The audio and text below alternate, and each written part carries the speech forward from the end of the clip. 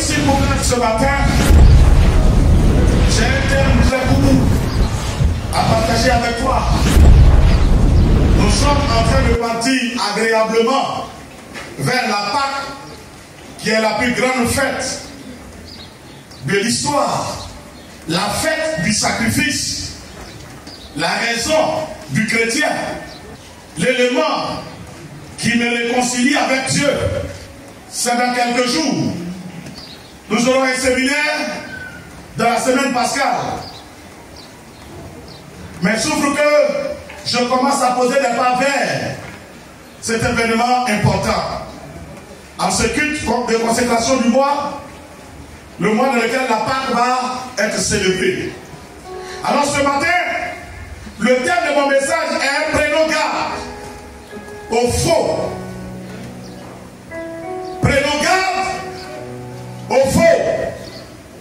Parce que s'il y a vrai, c'est qu'il y a faux. S'il y a vrai évangile, c'est qu'il y a faux évangile. S'il y a des bonnes personnes, c'est qu'il y a des mauvaises personnes. Amen. Donc prends garde à ce que tu entends. Prends garde à ce que tu écoutes. Prends garde à ce que tu mets en pratique. Dans le nom de Jésus. Allons-y dans le livre de Colossiens chapitre 2. Paul à l'église de Colosse. Chapitre 2, le verset 6. Au verset 11. Nous allons nous tenir debout. Au nom du Seigneur. Alors, je vais demander au frère Hilaire. Ainsi donc, comme vous avez reçu le Seigneur Jésus, il dit ainsi donc, comme vous avez reçu le Seigneur Jésus, marchez en lui. Marchez en lui. Étant enraciné. Étant enraciné. Et fondé en lui. Et fondé en lui. Et affermi par la foi. Et affermi par la foi. D'après les instructions que vous avez données. Les instructions que nous vous avons, après les instructions qui vous ont été données. Et abonder en action de grâce. Et abonder donc en action de grâce. Verset 8. Oui.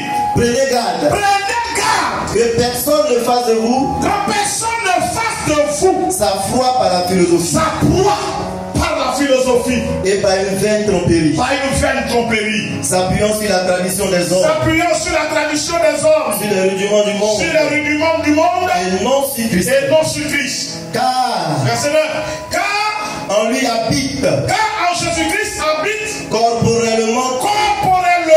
Toute la plénitude. Toute la plénitude de la divinité.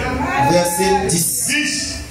Vous avez tout pleinement en lui. Vous avez tout pleinement en lui. Qui est le chef de toute domination. Lui qui est le chef de toute domination. Et de toute autorité. De toute autorité. Verset 11. Et c'est en lui.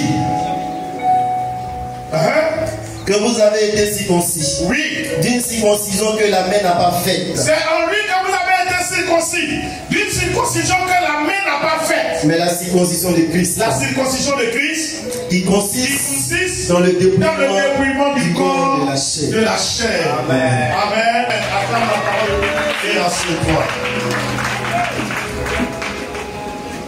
Que Dieu te bénisse. En ce culte de consécration, culte de communion. Cette scène. Alléluia. Prenons garde. Parce que les temps sont mauvais. Prenons garde. Parce que le vrai est prêché et le faux aussi est prêché. Prenons garde. Parce que Dieu travaille et Satan aussi travaille.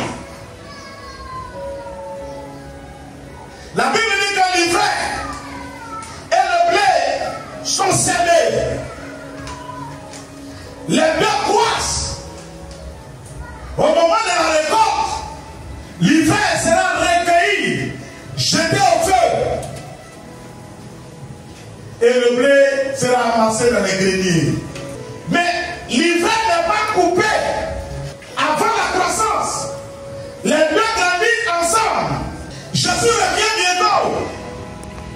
Jésus revient chercher son église. Il de tâches. Mais avant que Jésus ne revienne, l'église marche. Et les puissants des ténèbres aussi marchent. Les deux marchent ensemble. Chacun avec ce qu'il la comporte. son langage, sa façon de faire, la vérité pour l'évangile, les ruses et la tromperie pour le camp du diable. Alléluia. La ruse et la tromperie pour le camp du diable. Mais les deux marchent ensemble. Quelqu'un pourrait dire, si Dieu pouvait éliminer tout ce qui est péché sur la terre, ça allait m'arranger. Dieu ne va pas éliminer le péché sur la terre. Mais Dieu te donne de connaître ce que c'est que le bien et le mal. Si Dieu élimine plutôt le mal, quel effort toi tu auras à faire? Tu n'as pas d'autre choix. Parce qu'il n'y a que le bien qui existe. Dieu a éliminé le mal. Donc tu es obligé, tu veux ou non, tu es obligé de faire le bien. Quelle récompense tu auras? Mais Dieu laisse le bien et le mal à ton appréciation. Il dit, je mets devant toi la vie et la mort, le bien et le mal. Je te conseille de choisir le bien. Afin que tu vives longtemps. Ça veut dire que tu es libre de choisir le bien comme de choisir faire du mal. Ici comme ailleurs, prends garde. Dieu te regarde. Prends garde. Dieu te regarde. Prends garde. Dieu te regarde. Tu crois que Dieu ne te voit pas. Mais je dis que tu te trompes. Quelqu'un me dit, si Dieu me voyait, pourquoi j'ai fait tel mal? Et puis Dieu ne m'a pas frappé. J'ai péché. La prophétie ne m'a pas dénoncé. Dieu te donne le temps de changer. Dieu te donne le temps de te repentir. Ta conscience te dit que ce que tu fais là est mauvais. Dieu n'a plus besoin de parler. Je dis, en gros des enfants, quand ils sont enfants, mais quand les gens atteignent l'âge adulte, souvent on les regarde faire certaines choses et puis on se tait. Parce qu'on dit quoi? Il est conscient. Il sait ce qu'il fait. On le regarde et puis on se tait. Allez, mais pourquoi vous ne me dites pas toi-même? Tu ne sais pas que ce que tu fais là, c'est mauvais. Tu le sais. Pourquoi tu le fais? C'est ton choix. C'est ton désir. Il y a des gens qu'on met en prison. Ils sortent, ils récidivent. Parce que ça les plaît. Il y a des gens qui ont été humiliés pour question d'adultère. Ils ont récidivé. Et quand tu leur demandes, il dit, ouvre le paquet, je cherche femme. Dieu n'a qu'à tuer toutes les femmes. Tue toutes les jolies femmes. Si à cause de quoi Dieu va tuer toutes les femmes. Le monde va plus exister. Mais Dieu te donne de faire un choix parmi toutes ces belles femmes et de te contenter. Dieu te donne de faire un choix parmi tous ces hommes et de te contenter. Mais si tu veux profiter d'elles toutes et de tous, alors tu seras jugé. Tu seras jugé pour ça. Et personne ne peut nier qu'en faisant certains actes, il ne sait pas que c'est du mal.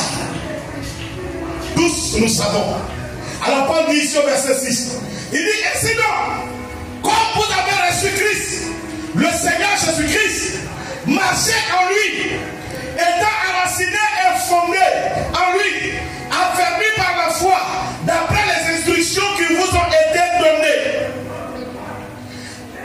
Abondez en action de grâce. Comment tu as reçu Christ? Tu as reçu un Christ sous là. Tu as reçu un Christ parce qu'il y a des gens qui prennent le courage d'aller boire. Prends le courage et puis ça va boire. Il y a différentes façons de recevoir Christ. Tu peux recevoir Christ dans la formule de Soula. On va vous bien. Un Christ palabreux. Tu peux recevoir Christ. Un Christ féticheur. Qui confie la... Mais si c'est le vrai Christ, il dit la façon dont tu l'as reçu, il faut abonder en lui. Abonder en lui veut dire quoi? Grandir en lui. Ce que Christ ne fait pas, grandir dedans. Oh, est-ce que je parle à quelqu'un? Jésus ne détruit pas la vie des autres. Grandir dans le bienfait. Parce que tu as accepté Jésus qui lui ne détruit pas la vie des autres. Il y a deux choses. Soit on détruit ou on bâtit. Si Jésus ne détruit pas, c'est qu'il est bâti. Donc si je l'ai reçu et que je dois grandir en lui, que lui bâtit la vie des autres, c'est que je dois grandir dans le fait de bâtir la vie des autres. Est-ce que je le fais comprendre? Amen. Le vendredi, j'ai dit une chose, c'était le thème de mon message. Certains l'ont eu, parce qu'ils ont publié sur. J'ai vu qu'ils ont publié, même au funérailles, ils ont publié. Je dis qu'est-ce qui constitue ton bagage? La vie est un voyage. Tôt ou tard, elle va s'achever. Personne ne voyage pour rester là-bas. S'il est resté là-bas, c'est que son voyage a pu faire là-bas. Tous ceux qui voyagent, il y a toujours une fin. Tout ce qui a un commencement a toujours une fin. Nous existons sur la terre comme des voyageurs, dit Pierre. Nous sommes des voyageurs, des commis voyageurs. Un jour viendra, nous allons rentrer. Mais avec quoi nous allons rentrer? Qu'est-ce qui constitue ton bagage? Il y a quoi dans tes affaires? Est-ce qu'il n'y a pas de violence dans tes affaires? Lorsqu'ils vont te parler comme ça, est-ce qu'ils ne vont pas trouver la haine dedans? Est-ce qu'ils ne vont pas trouver la colère dedans? Est-ce qu'ils ne vont pas trouver le vol dedans? Est-ce qu'ils ne vont pas trouver la rancœur dedans? Est-ce qu'ils ne vont pas trouver l'hypocrisie dedans? Est-ce qu'ils ne vont pas trouver l'alcool dedans? Est-ce qu'ils ne vont pas trouver la violence dedans? Est-ce qu'ils ne vont pas trouver le meurtre dedans? Qu'est-ce qu'il y a dans ton bagage? Nous jouons encore mot. Il y a quoi dans tes bagages? Demande à quelqu'un à côté de toi. Faut le rendre service. Faut lui rendre service. Demande-lui, il y a quoi dans tes bagages, il y a quoi dans tes affaires.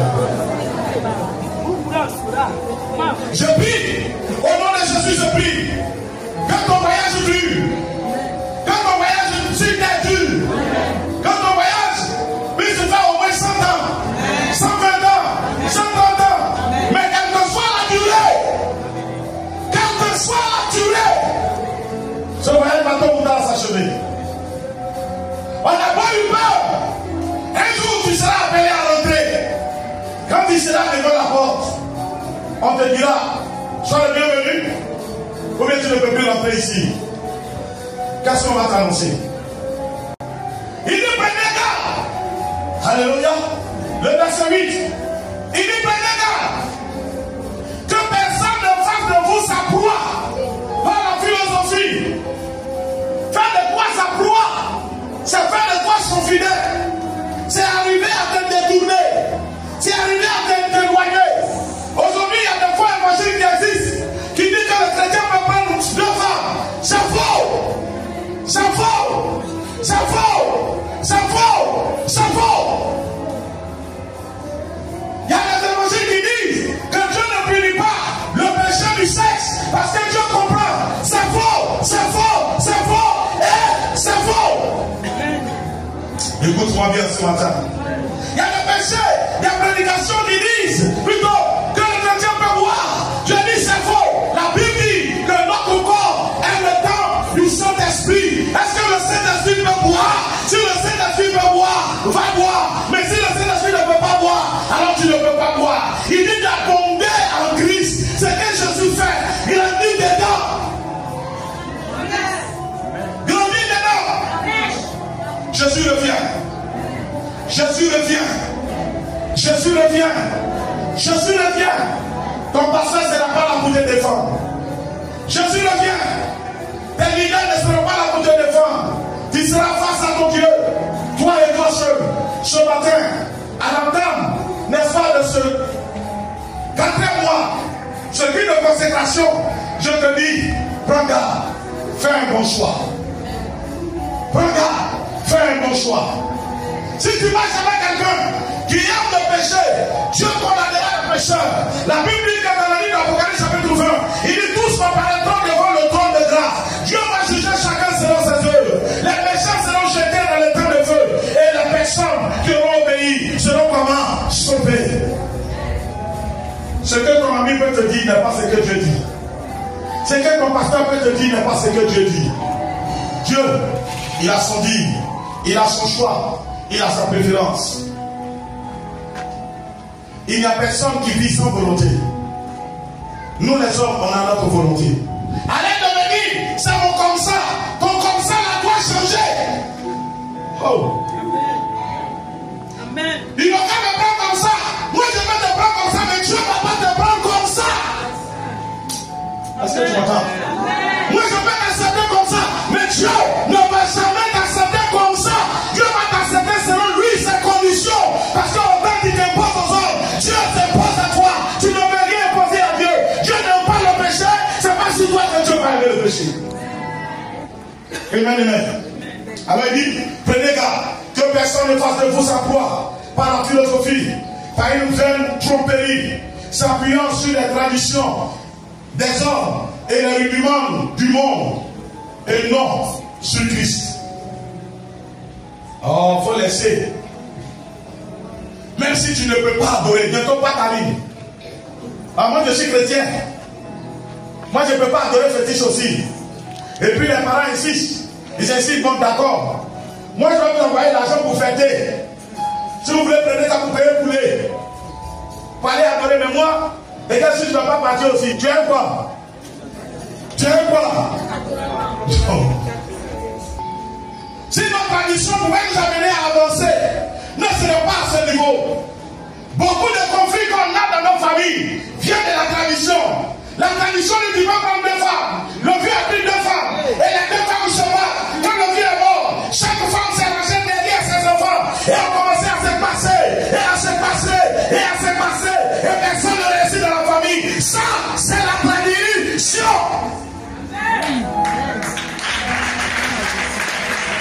Si le vieux prenait une seule femme, selon la parole de Dieu, les enfants qui allaient naître allaient être issus d'une seule femme. Et la femme se rangeait derrière ses enfants, allait pousser tous les enfants. Mais il y a deux femmes, il y a la rivalité.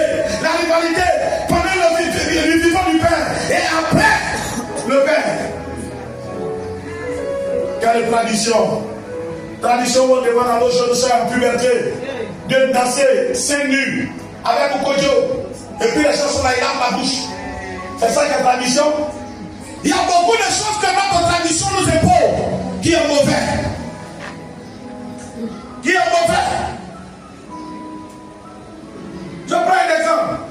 Quand dans une famille, le père s'en va, tous les enfants ont grandi. Et puis on dit, on donne l'héritage au plus grand. Ça c'est la tradition, oui ou non? C'est vrai ou c'est faux? Le plus grand à qui on donne l'héritage, il a lui aussi sa femme. Il a ses enfants. Un homme travaille pour sa femme et ses enfants, oui ou non? L'héritage du père est devenu un patrimoine personnel et privé. Avant de donner aussi aux autres, il satisfait aux besoins de sa femme et à ses enfants d'abord. Or, la Bible nous dit que tous les enfants se valent. Donc, quand le père est parti, on s'assoit, on partage équitablement, chacun gère. Et il y a la paix, il y a la joie, il y a la tranquillité. Mais la tradition dira non. Frère, la tradition te dira que tout ton effort que tu es en train de faire, c'est l'enfant de ta soeur qui doit venir hériter. Bien d'être. Alléluia. Pas de tromperie. S'appuyant sur la tradition, je l'ai déjà parlé de ça, sur l'argument du monde. Car en lui habite corporellement toute la plénitude de la divinité. En Jésus-Christ habite corporellement toute la plénitude de la divinité. C'est-à-dire que toute la capacité de Dieu est en Jésus. Tout le raisonnement de Dieu est en Jésus. Toute la puissance de Dieu est en Jésus. Toute la sagesse de Dieu est en Jésus. C'est que Dieu va te dire, Dieu te le dit par Jésus. Alors prends garde, quand personne ne te détourne, celui qui te dit tu peux fumer, c'est un ennemi de ton âme. Celui qui te dit que tu peux voler, c'est un ennemi de ton âme. Ça ne fait rien, ça fait quelque chose. Alléluia. Il dit prenez garde que personne ne fasse de fou sa proie. Une proie, c'est ce qu'on attrape. On attrape sa proie. Comme abouti, on attrape abouti dans le piège. On dit j'ai eu ma proie. C'est pas ça? Faut pas que quelqu'un t'attrape avec les choses du monde. Dis à ton voisin que personne ne réussit à t'attraper avec les choses du monde. Et je le dis aux jeunes gens, nous aurons l'occasion de nous rencontrer très bientôt. Mais souffre que je te dis cela ce matin. Ta copine, tu te dis ça fait rien. Moi je connais quelqu'un qui a fait 2 enfants. Elle a réussi à se marier. C'est une grâce exceptionnelle. Ce n'est pas une leçon, ce n'est pas un conseil à donner à quelqu'un. Le foyer est intéressant quand tu vas dans le foyer sans enfants. Parce que vous voyez de la même façon, il n'y a pas de dire que tu as mon enfant, tu n'as pas mon enfant. Donc si ce malheur t'est arrivé et que Dieu est en train de changer ça en bénédiction, ne pousse pas quelqu'un d'autre dedans. Amen. Demande à Dieu d'avoir compassion de transformer pour toi. Mais ne demande pas à quelqu'un tombe dedans. On dit non, tu es un garçon. Regarde, c'est les femmes qui s'occupent. Si tu enseignes une fille, ses parents vont s'occuper. Tu es vaincu, il vaincu la vie, il vaincu la souris. Quand personne ne te détourne, et ce que tu sais qui n'est pas bien, il ne faut pas faire. C'est qu'on va te faire et puis tu ne seras pas content. Il ne faut pas faire à quelqu'un. C'est que je dis là, c'est vrai, ça fait rire. Mais on peut trouver nos solutions. Tu as un enfant extra-conjugal. Un enfant est un don de Dieu. C'est une vie. On bénit Dieu pour la vie de l'enfant. Mais on n'a pas pu se garder. On doit se respecter. Et respecter nos engagements. De sorte que je respecte ton foyer. Alléluia. Et les enfants, ce sont des bénédictions. On a eu des enfants, on n'est plus ensemble, on s'assoit, on discute de la bénédiction de l'enfant. Et ça, il y a des gens qui emploient ça. Il y a des gens qui emploient ça. Fais de moi un chrétien exemplaire. Donne-moi de savoir garder tes lois, de vivre et de marcher selon tes lois. Je ne veux pas suivre le faux, je veux être dans le vrai. Tiens-toi debout, parle à ton Dieu, dans le nom de Jésus, parle à la vie.